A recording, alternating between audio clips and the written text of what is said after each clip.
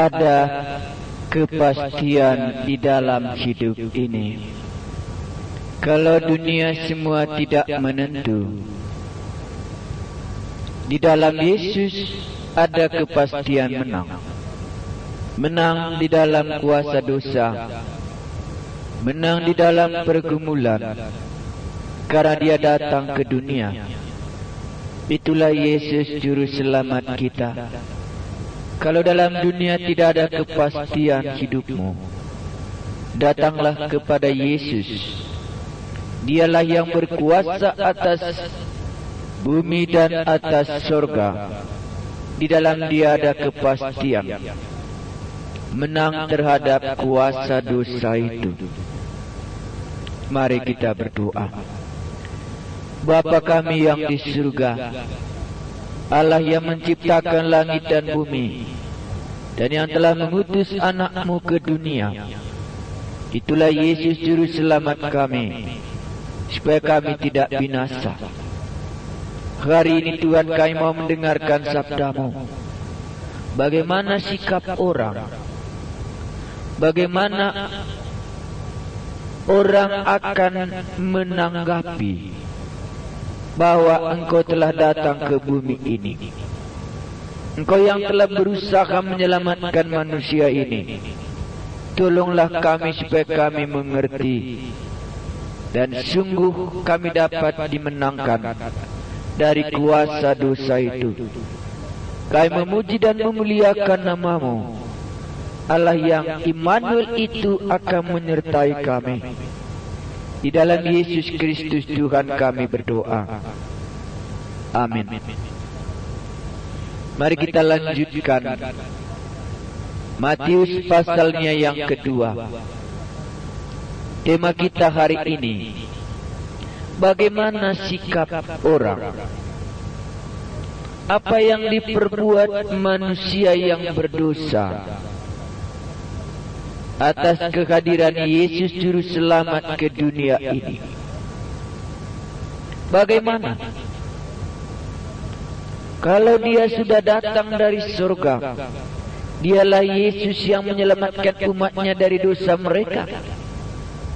Dialah Immanuel, Allah menyertai kita. Sekarang bagaimanakah sikap manusia? Bagaimanakah manusia ini menerima kunjungan yang dari surga ini? Mari kita baca dari Injil Matius pasalnya yang kedua. Orang Majus dari timur. Sesudah Yesus dilahirkan di Bethlehem di tanah Judea pada zaman Raja Herodes, datanglah orang-orang Majus dari timur ke Yerusalem dan bertanya-tanya, di manakah dia, raja orang Yahudi yang baru dilahirkan itu? Kami telah melihat bintangnya di timur, dan kami datang untuk menyembah dia. Ketika Raja Herodes mendengar hal itu, terkejutlah ia beserta seluruh Yerusalem.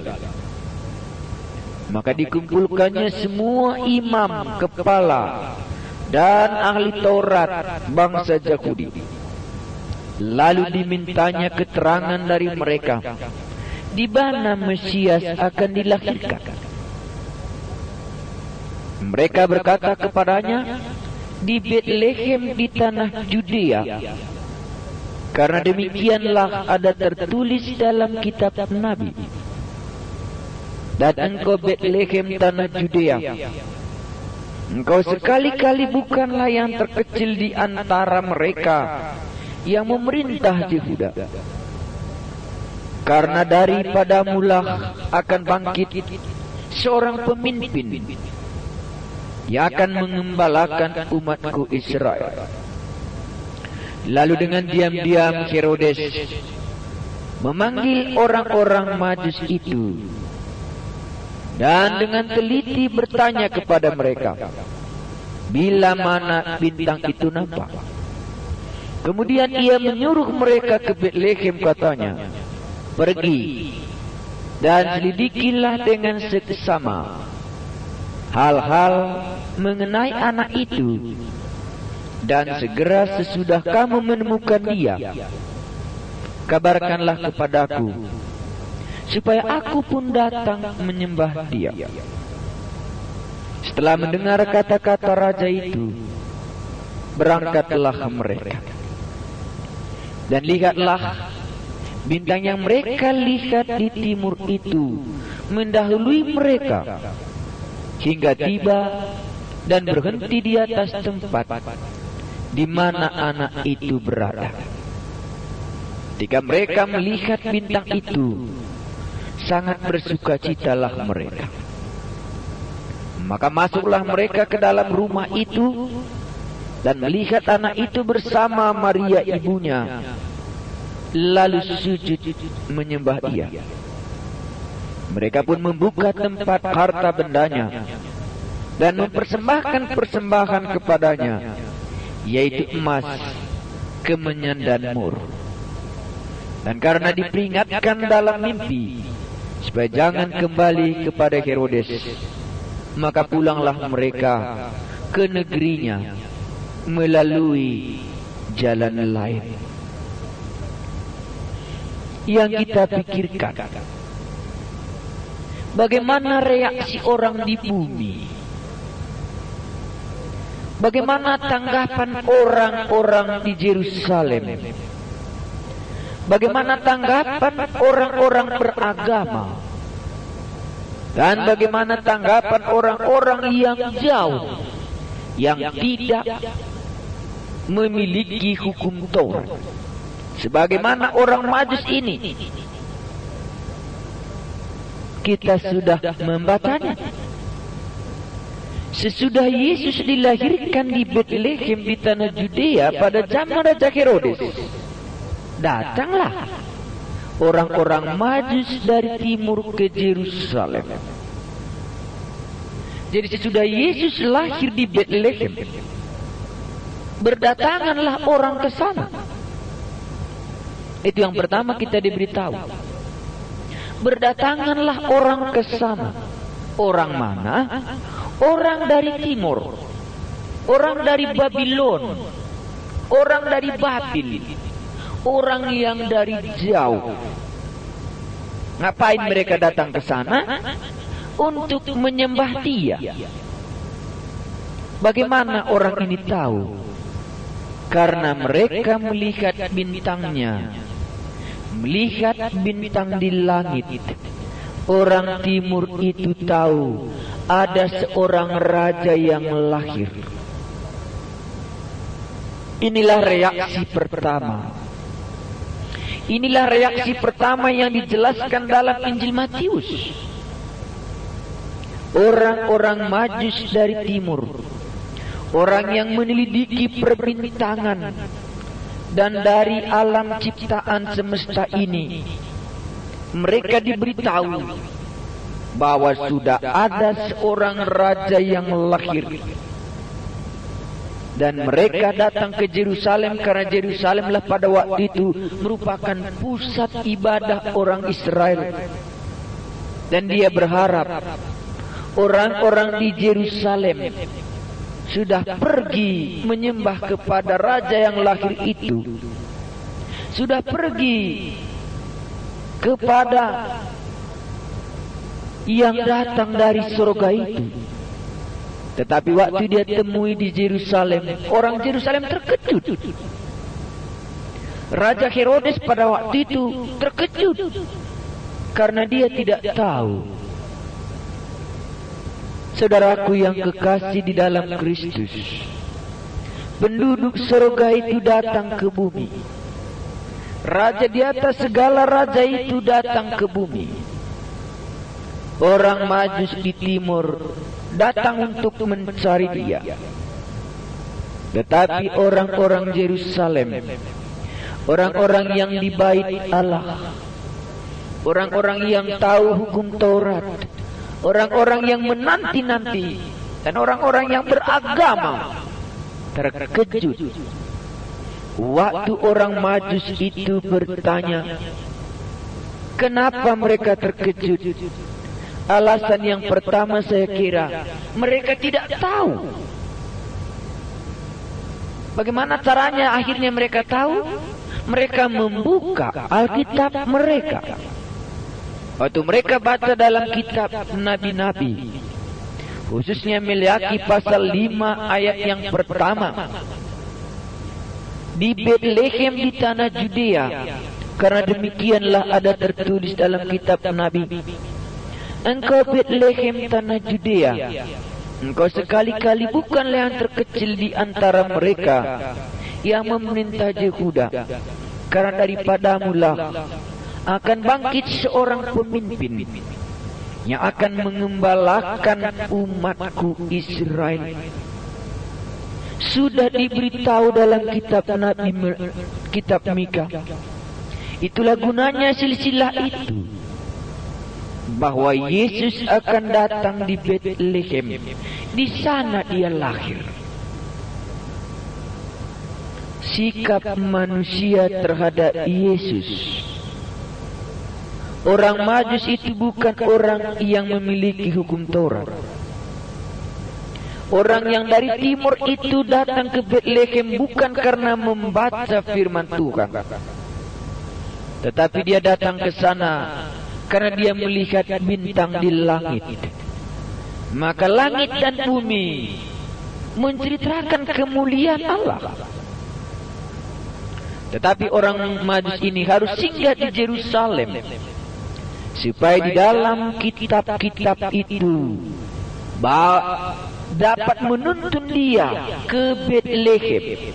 Sudah dikasih tahu di Bethlehem lah sikap orang di bumi terhadap tamu yang datang dari surga itu. Yang pertama itu orang Majus.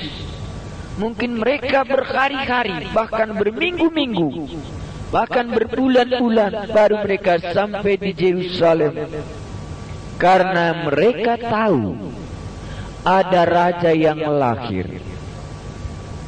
Bumi harus tahu sampai hari ini bahwa kita sudah dikunjungi penduduk surga, namanya Yesus. Dan yang sudah mewakili kita ke sana jumpa, itulah orang Majus. Mereka bertanya-tanya di manakah. Akhirnya mereka diberitahu, dan mereka pergi ke Yerusalem. Sesudah mereka pergi ke Yerusalem, mereka harus melanjutkannya ke Bethlehem, karena raja yang lahir itu rupanya di Bethlehem. Saudara-saudara yang kekasih, apakah Anda seperti orang Majus ini? Apakah Anda seorang Yerusalem, ahli-ahli Taurat, orang-orang yang tahu, tetapi tetap tinggal di Yerusalem, tidak pergi ke Bethlehem? Duluan orang Majus pergi ke Bethlehem daripada orang-orang yang tinggal di Yerusalem, daripada orang-orang yang tinggal di Bait Allah. Duluan orang Majus berjumpa dengan Yesus daripada orang-orang yang tiap hari beribadah di Bait Allah. Waktu kita baca cerita ini, mereka tidak pergi ke sana. Mereka hanya menuruh orang Majus itu pergi ke Bethlehem. Tapi mereka sendiri bersikap apatis, tidak mau tahu, walaupun sudah diberitahu dari Alkitab. Tapi mereka tidak mau tahu. Itulah sebabnya makanya waktu Tuhan Yesus mengkhotbahkan ini, duluan nanti pemungut cukai, duluan nanti perempuan-perempuan sundal diselamatkan daripada kamu, hei orang-orang Farisi dan orang-orang ahli-ahli Taurat, karena sudah punya pengalaman waktu dia lahir di kandang domba. orang Majus yang jauh itu yang datang. Tetapi orang-orang Farisi dan ahli-ahli Taurat yang punya ibadat di Yerusalem tidak mau menjumpai dia ke kandang domba itu. Saudaraku yang kekasih, mungkin hal ini juga yang kita dengar. Yesus sudah datang ke dunia dari surga untuk menyelamatkan orang yang berdosa. Mungkin Anda hanya mendengar dan mungkin Anda hanya tahu, tetapi engkau belum diselamatkan. Engkau masih tetap tinggal di Yerusalem, beribadah, tapi tidak datang kepada Yesus. Orang-orang berdosa yang sadar dosanya seperti orang Majus ini, walaupun jauh, dia mencari raja yang lahir itu.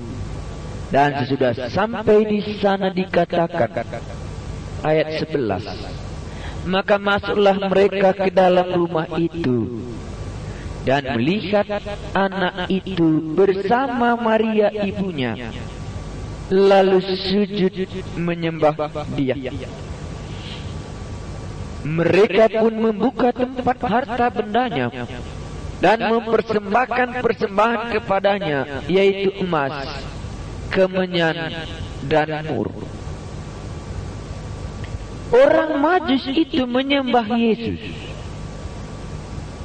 Dari sini jelas kita tahu Yesus itu adalah anak Allah. Yesus itu Allah, Immanuel, Allah menyertai kita. Orang Majus ini menyembah dia, menyembah anak itu. Anak itu yang dia sembah. Dan dia bawa persembahan kemenyan, mur, dan emas. Karena yang dipersembahkan kepada seorang raja itulah emas, dipersembahkan kepada Allah itulah kemenyan dan mur.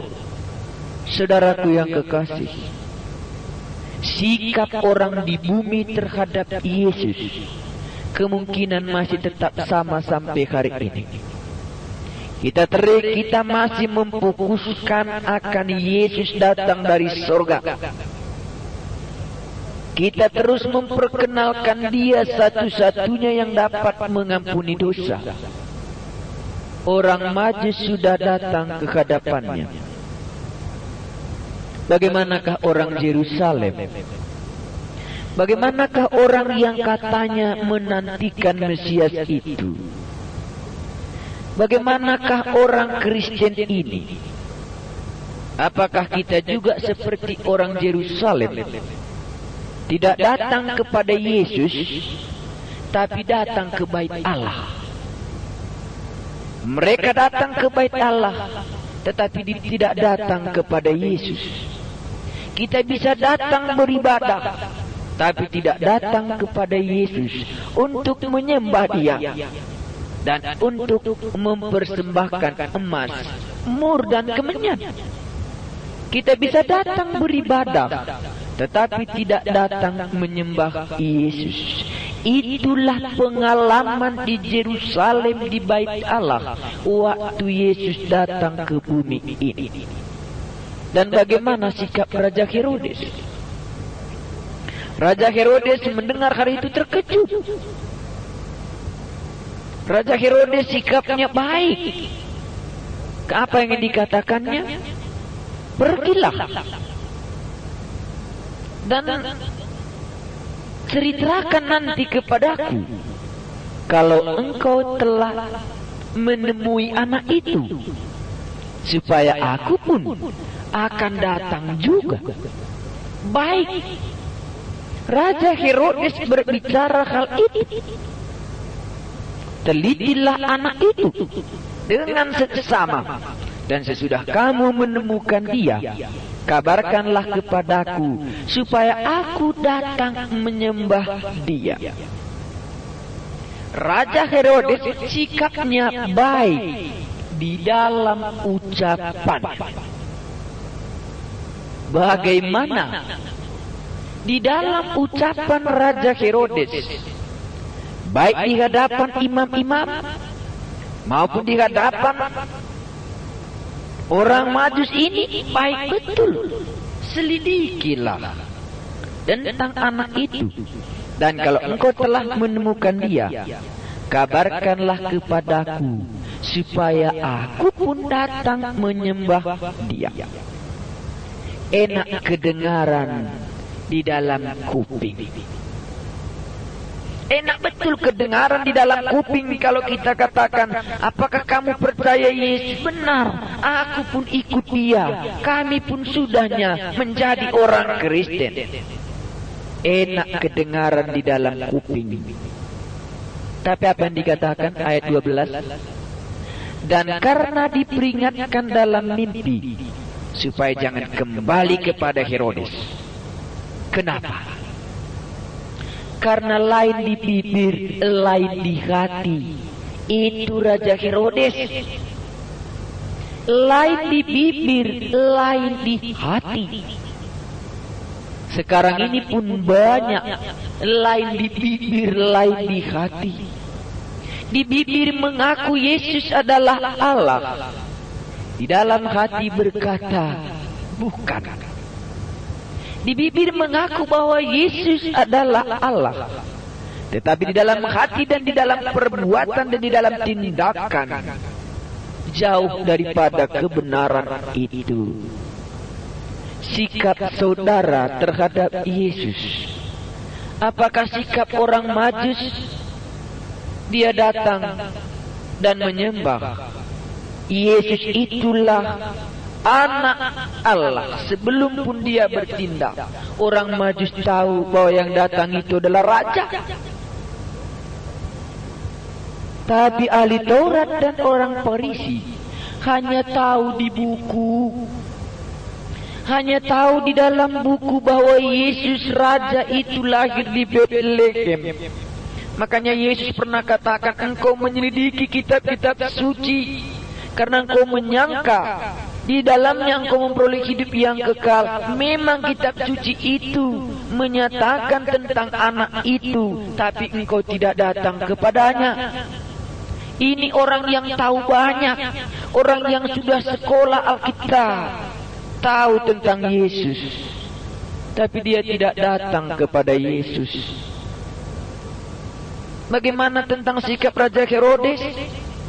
Sikap Raja Herodes memang manis di mulut. Kalau di mulut mengaku betul dia mau untuk menyembah Yesus, tetapi lain di dalam hati. Lain di mulut, lain di hati. Itulah zamannya waktu Yesus lahir. Mungkin masih sama sampai hari ini. Mungkin masih sama sampai hari ini. Banyak orang yang manis di mulutnya, empedu di dalam hatinya. Banyak orang yang mengaku Yesus secara mulut, tetapi di dalam hatinya dia sungguh menolak dan tidak mau mengakui Yesus itu raja di dalam kehidupannya.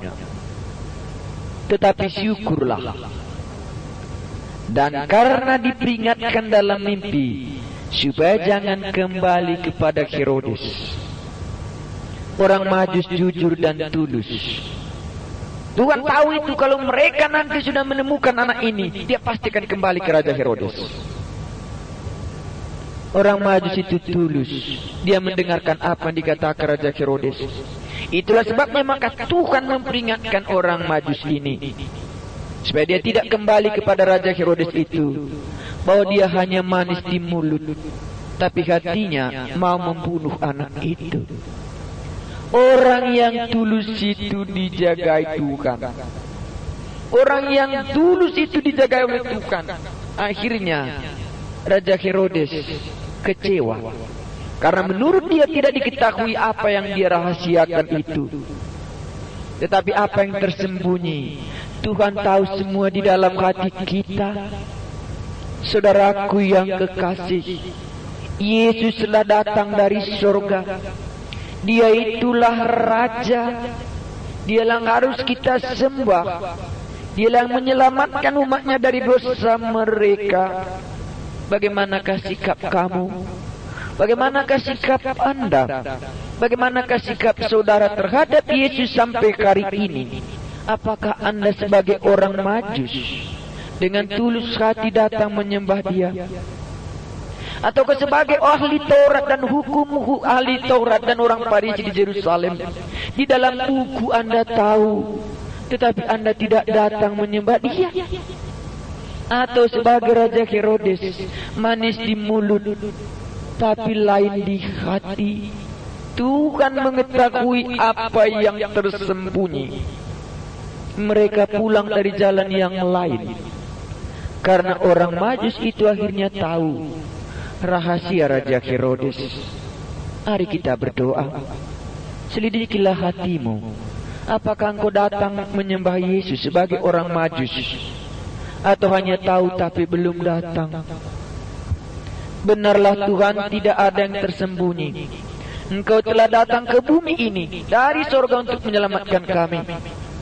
Lihatlah hati kami satu persatu, supaya jangan kami nanti kecewa waktu engkau menyatakan dirimu sebagai Raja.